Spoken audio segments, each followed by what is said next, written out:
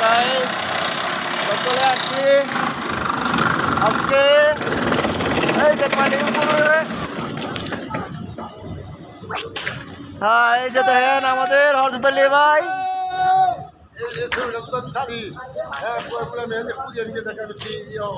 এই যে দেখেন অবস্থা দেখেন, এই যে কোরিয়া লিবিয়া যাওয়ার পথে লিবিয়ার সাগরের মধ্যে আমি বর্তমান আছি।